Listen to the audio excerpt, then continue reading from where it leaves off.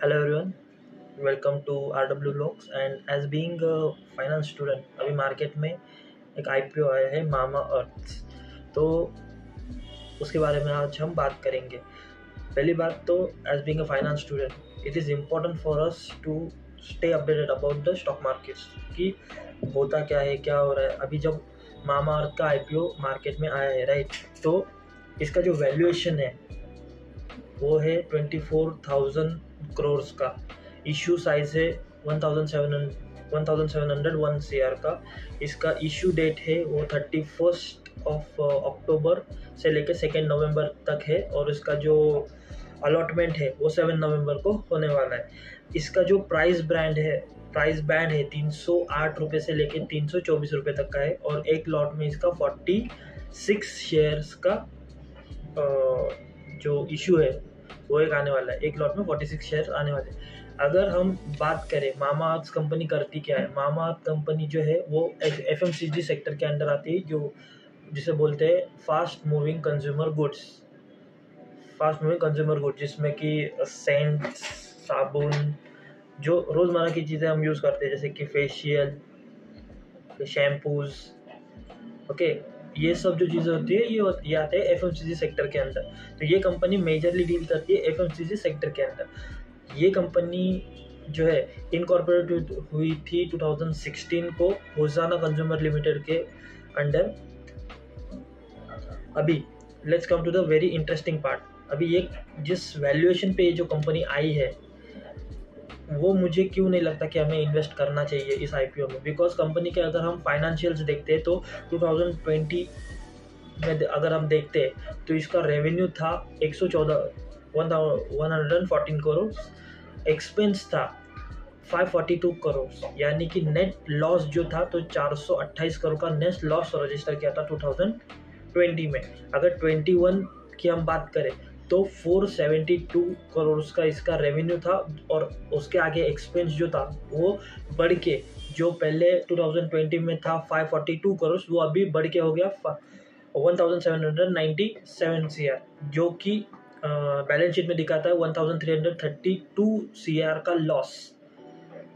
और अभी 2022 में जब इनका IPO आने वाला था लास्ट ईयर, तब इनका जो रेवेन्यू था वो बढ़ के हो गया, सडनली डबल के ऊपर हो गया 964 CR, और इसका जो एक्सपेंस था वो भी सेम ला के रख दिया कि 942 CR के करीब उन्होंने ला के रख दिया।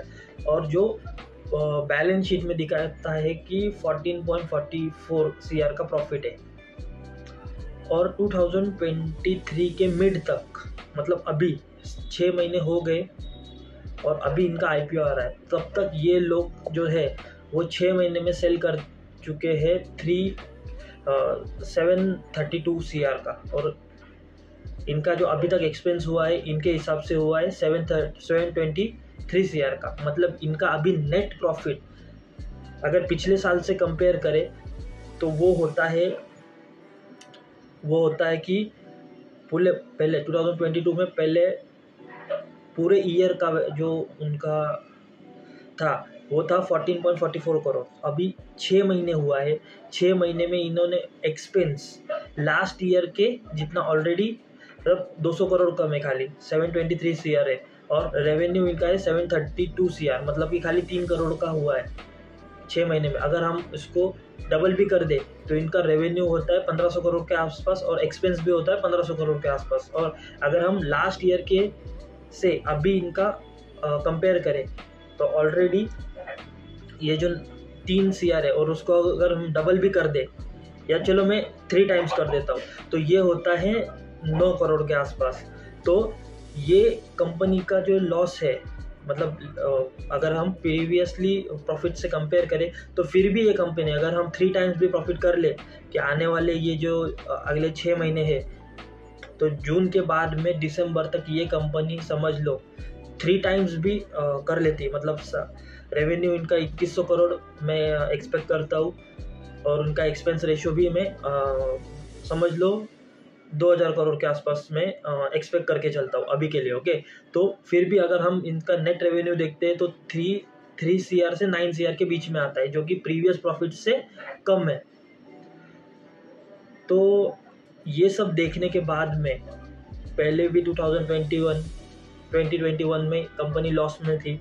2022 जो कि IPO ईयर था ये कंपनी का, उस टाइम पे ये कंपनी प्रॉफिट में आई, जो कि आई डोंट नो क्या होता है, बट कुछ ना कुछ झोल होगा, क्योंकि सडनली 1300 करोड़ लॉस से 14 करोड़ प्रॉफिट में आना, वो भी एक साल में। ऐसा क्या हो गया एक साल में?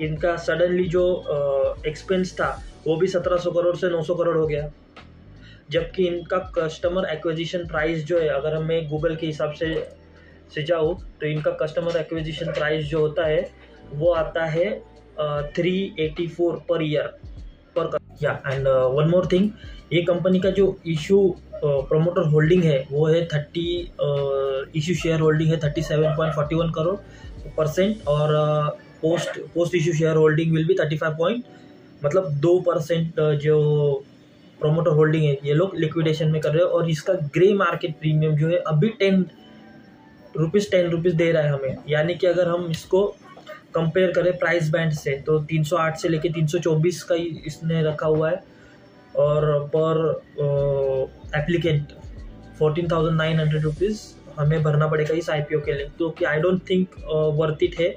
Will wait for some more time, जैसे पेटीएम IPO के जो टाइम पे जैसा हुआ था वैसा ही ये कंपनी के साथ ना हो, क्योंकि एक्सपेक्टेशन सबकी बहुत हाई होती है। और ये सब जो रिसर्च है, it's not mind, stock market करके एक चैनल है उनका भी रिसर्च है, मैंने भी थोड़ा गूगल किया है, कंपनी के बैलेंस शीट को देखा है, उसको देखने के बाद ऐसा लगता है कि ये IPO से थोड़ा सा दूर रहने में ही हमारी भलाई है।